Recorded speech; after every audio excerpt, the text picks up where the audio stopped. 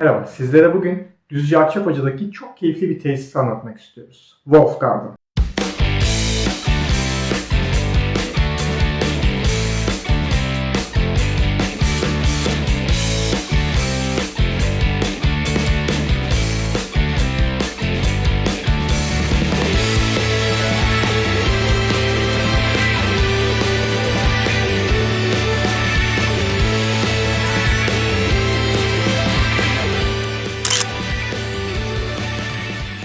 Görüntülere bakınca sanki böyle şehir merkezine uzakta, doğanın içinde izole bir yer gibi algılamış olabilirsiniz. İzole kısmına katılıyorum. Gayet izole bir yer ama düşündüğünüzün tam tersine tam Akçakoca'nın aslında merkezinin içinde. Bu anlamda Wolf Garden bizi gerçekten çok şaşırttı. Çünkü ilk oraya varmaya çalışırken tabii navigasyondan bakıyoruz böyle 400 metre kaldı diyor. Ama etrafımızda bir sitenin içerisindeyiz. Apartmanlar var, marketler var. Hani dedi ki böyle bir yer 300 metre ileride olamaz. Ama bir yola girdik. O anda bir anda sanki orada bir meridyen geçiyor ve bir anda bambaşka bir dünyaya geçiyorsunuz. Gerçekten öyle oldu. 300 metre ileride bu şahane tesisle karşılaştık.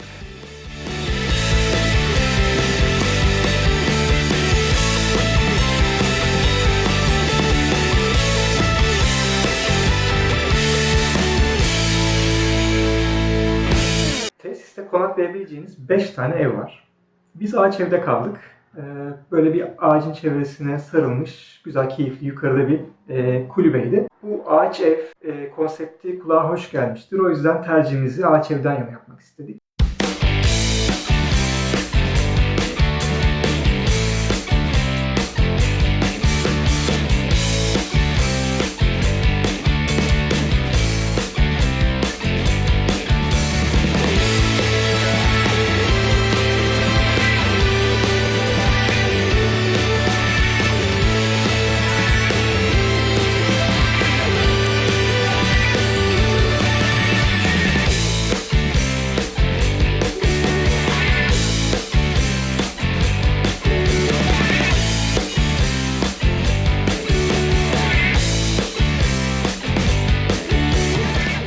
Ama tesiste konaklayabileceğiniz başka opsiyonlar da tabii ki var. Bungalov 1 ve Bungalov 2 diye adlandırılmış 2 tane bungalov ev var. Onun haricinde bir karavan var. Gayet konsept bir karavan. Çok şık bir araç. Orada da konaklayabiliyorsunuz. Bir de en son 5. yer olarak devreye giren bir altıgen ev var. O da çok şık gözüküyor. Biz oradayken bu evde konaklamaya açılmıştı.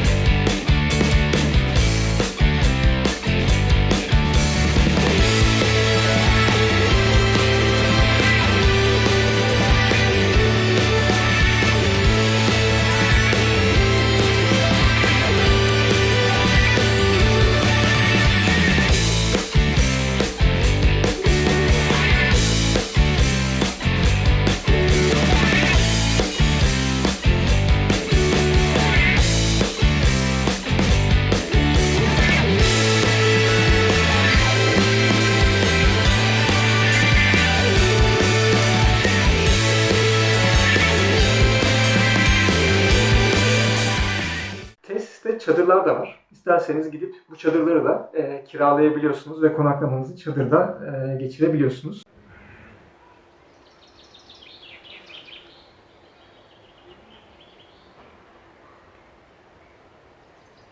Wolf Garden'a gerçekten çok büyük bir talep var. Biz de uzun bir süredir boş yer denk getirmeye çalışıyoruz. Tesis de bunun farkında olsa ki şu anda yeni yerler yapmaya devam ediyor. Biz oradayken böyle çok ufak bir hobbit evleri adında böyle küçük küçük yerler yapıyorlar. 2 tane gördük. Çok merak ediyorum nasıl olacak o hobbit evleri. Yakında herhalde devreye girecektir. Bir de daha büyük, daha kalabalık misafirlerine hizmet verebilmek adına böyle 2 katlı evler inşa ediyorlar. Biz oradayken yapılmaya devam ediyordu. Bunlar da herhalde yakın zamanda devreye girecektir. Bu video Nisan 2021'de çekildi. Dolayısıyla siz gittiğinizde belki bu evler zaten hizmette olacaktır.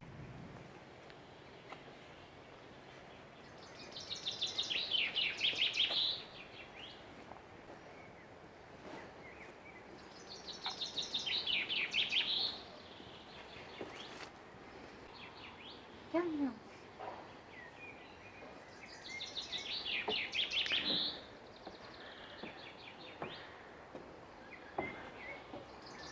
Ağaç evden biraz daha detaylı bahsedecek olursak öncelikle çok keyifli bir konsept olduğundan bahsetmiştik. Ağaçta kalıyorsunuz. Gerçekten bir ağacın üzerinde kalıyorsunuz. Bu çok güzel bir deneyimdir. Ama tabii ki ağaç evi tercih edecek olursanız bazı uyarılarda da bulunmak gerekecek. Çünkü oda çok küçük.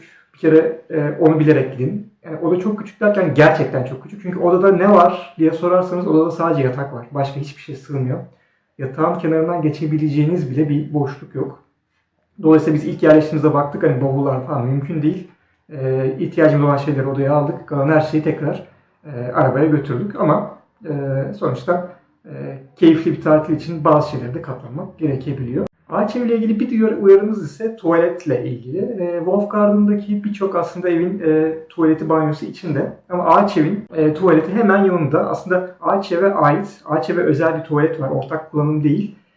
Ama sonuçta evin dışında. Hemen yanında bağlı. 3-4 metre yanında. Ama tuvaletin de dışarıda olduğunu bilin. Hayır unutun bunu. Bizden hemen sonra Mayıs 2021'de ağaç evin içinde de tuvalet yapılmış.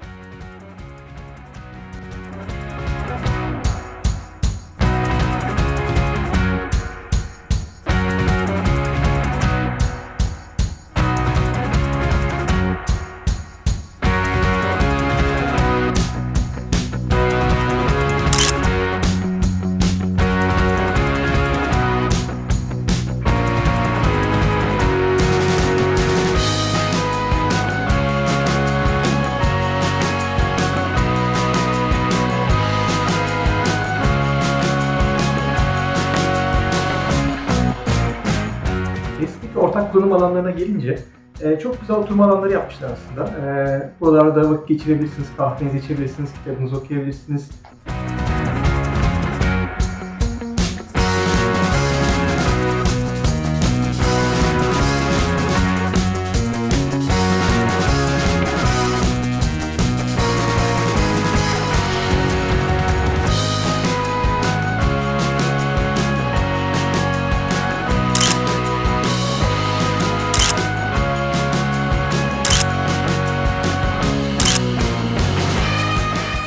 Onun dışında tesisin birçok yerinde bilimum, farklı tip salıncak, hamak, bazı ağaçlar üzerinde dağ tahtaları, yani aslında vakit geçirebileceğiniz birçok olanağı da size sunuyor.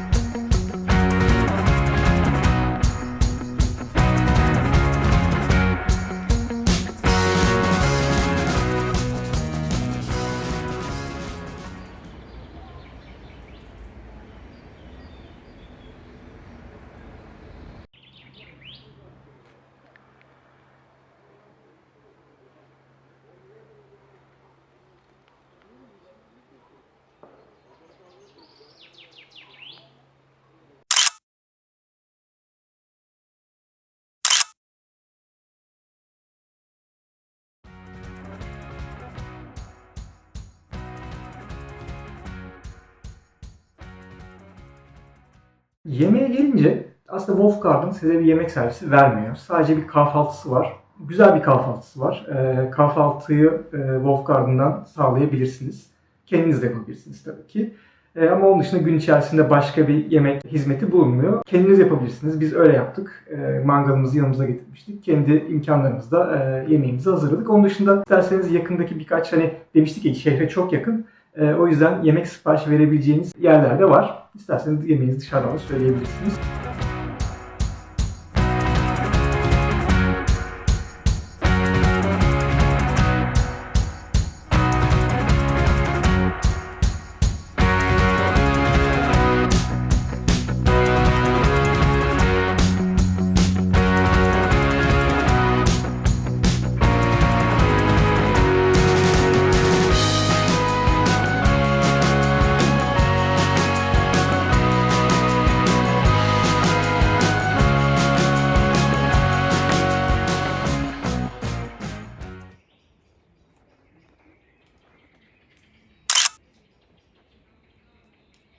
Hava kararmaya başlayınca mekan ayrı bir keyifli olmaya başlıyor. Hani zaten gün boyu o üst seviyede olan huzur havanın kararmasıyla birlikte zirve yapıyor. Mekan çok güzel böyle renkli renkli ışıkları var. Onlar yanmaya başlıyor yavaş yavaş.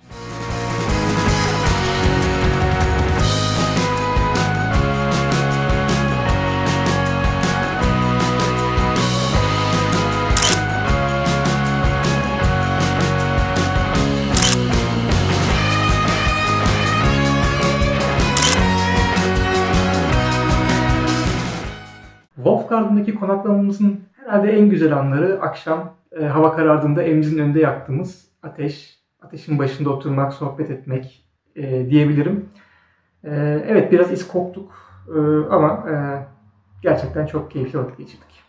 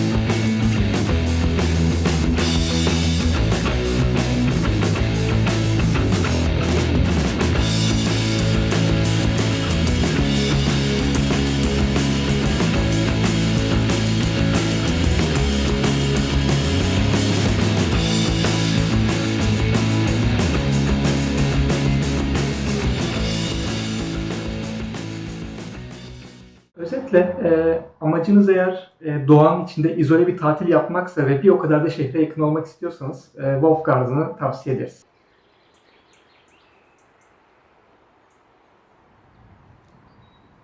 Wolf Garden'a gelmişken yakınlarda gezilip görülebilecek aslında birçok yer var. Buraları da mutlaka görün. Öncelikle Wolf Garden zaten Akçakoca'nın içinde olduğunu söylemiştik.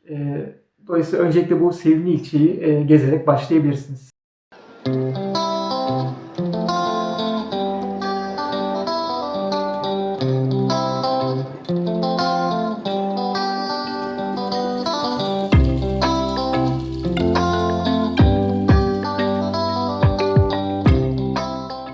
Akçakoca deyince aslında anlatmaya Düzce'den başlamak lazım. Düzce ülkemizin 81. şehri. Dolayısıyla plaka 81. 1950'lerden beri aslında 62 tane şehrimiz vardı biliyorsunuz. 1989 ile 1999 yılları arasında parça parça yeni şehirler de bu listeye eklendi. En son işte Aralık 1999'da Düzce'nin de il olmasıyla birlikte 81 il oldu ve dolayısıyla Düzce en son il olan yer Türkiye'de. Yüz ölçümü olarak bakıldığında Düzce Türkiye'nin en küçük 4. ili ama nüfus olarak bakıldığında Düzce çok daha yukarılarda. Bunda tabii ki İstanbul, Ankara, Bursa gibi büyük şehirlere yakınlığında etkisi olduğunu düşünüyorum. Akçakoca ise Düzce'nin merkez ilçeden sonra en büyük ilçesi. Kuzeyde Karadeniz kenarında gerçekten çok sevimli bir ilçe.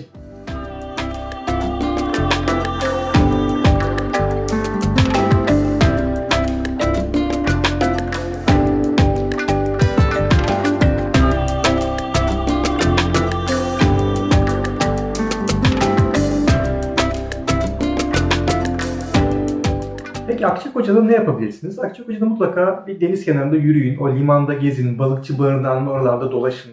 Gerçekten Akçakoca'nın karakteristiğini size verecek en iyi yer herhalde balıkçı barınağının civarı olacaktır.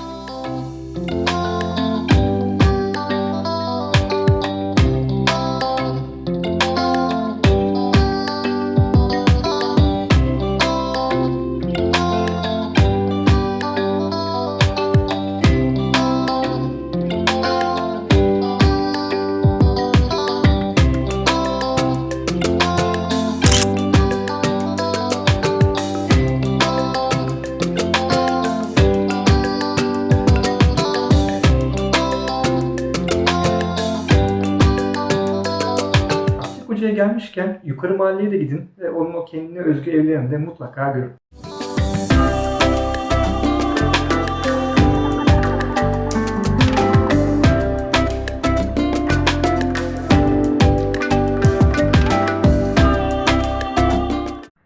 İnternette araştırdığınızda Akçakoca'da nereleri gezebilirim diye karşınıza Ceneviz Kalesi çıkacak. Biz de gittik dolayısıyla. Görüntülerde görüyorsunuz. Gitmeseydik ne olurdu derseniz hiçbir şey de kaybetmezdik. Ama işte Ceneviz Kalesi.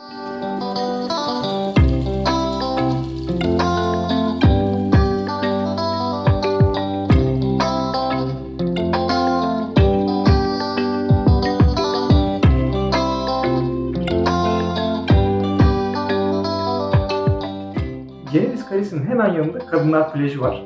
Ben tabii oraya gidene kadar oranın isminde de geçtiği gibi sadece kadınların girebileceği bir plaj olduğunu düşünmemiştim. Oraya gittiğimde gördüm tabelalarda.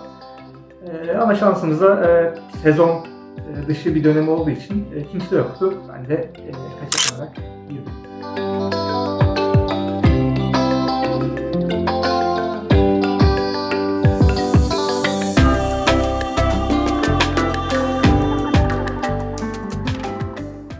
Akçakoca'nın yaklaşık 1 saat güneyinde Düzce'nin Gölkaya ilçesinde Efteni Gölü var. Oraya da mutlaka uğramanızı tavsiye ederim.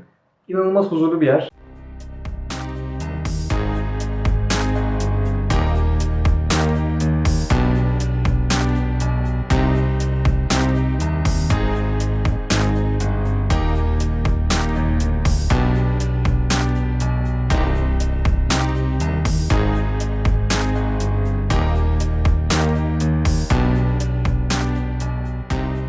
Efteni Gölü yaklaşık 150 adet kuş türüne de ev sahipliği yapan çok önemli bir habitat. Zaten adı Efteni Gölü Yaban Hayatı Koruma Alanı olarak da geçmekte.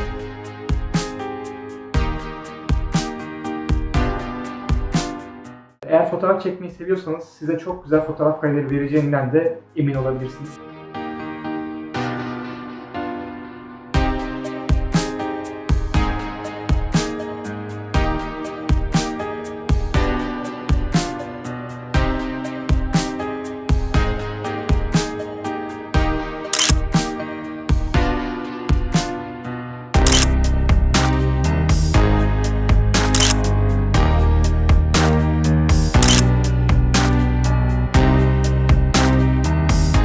Aynı zamanda gölün kenarında piknik yapabileceğiniz çok güzel kamelyalar, masalar da mevcut. Gerçekten bulunduğunuz bölge inanılmaz yeşil bir alan ve bu yeşil alan içerisinde gerçekten fotoğraflık bir göl var. Mutlaka uğrayın.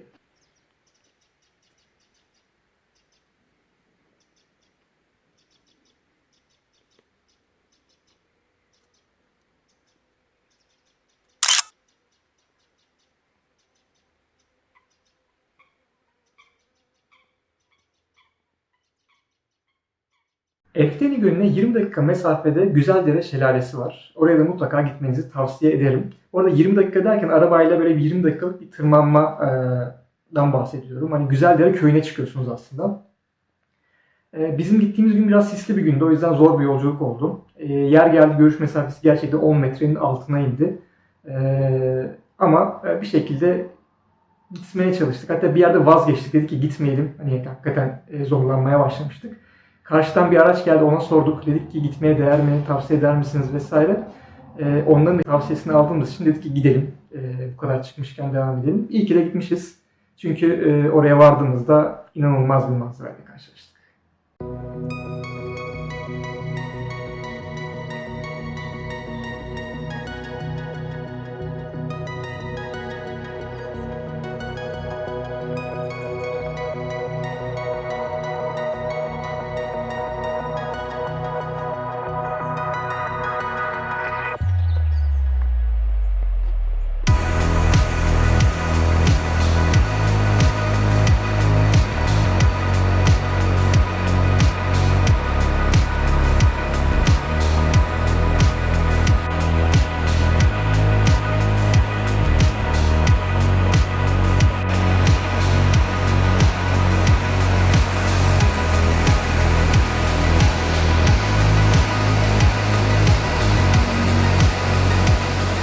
İnternette farklı bilgilerle karşılaşabilirsiniz ama oradaki görevlinin bize anlattığına göre Güzeldere Şelalesi Türkiye'nin tek parçada en yüksekten dökülen şelalesi.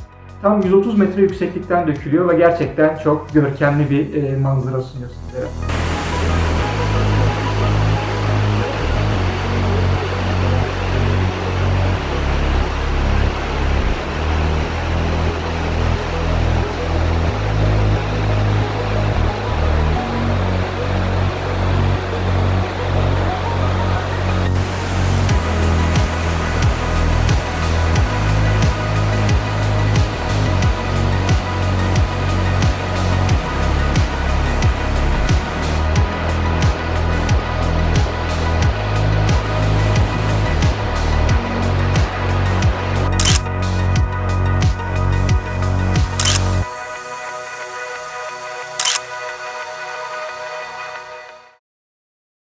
Güzeldere Şelalesi ormanlık bir alanın içerisinde ve şelalenin bulunduğu bu tabiat parkının içerisinde işte piknik alanları olsun, kamp faaliyetleri olabilir veya doğa yürüyüşleri yapmak da mümkün.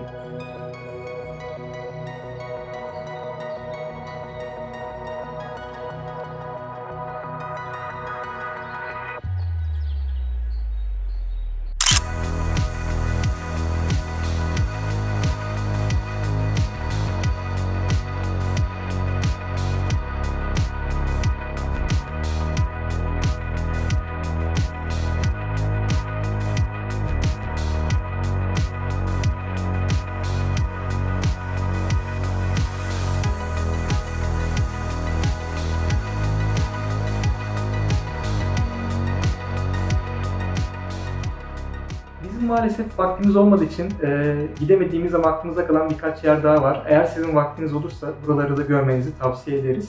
Öncelikle bu Efteni Gölü Güzeldere Şelalesi civarında Aydınpınar Şelalesi var. Oraya da bir bakabilirsiniz. Haritada biraz daha doğuya gidecek olursanız Samandere Şelalesi var. Orayı da mutlaka görmenizi tavsiye ederiz. Yani aslında bölge şelaleler açısından oldukça zengin bir bölge. Peki şelaleler bu kadar mı? Hayır. Dönelim Akçakoca'ya. Akçakoca'nın çok yakınında Aktaş Şelalesi var. Oraya da bir bakabilirsiniz. Aynı zamanda Akçakoca'da Fakıllı Mağarası'nı da görmeden dönmeyin deriz. Biz daha önce gitmiştik, o yüzden bu seyahatimizi de bırakalım.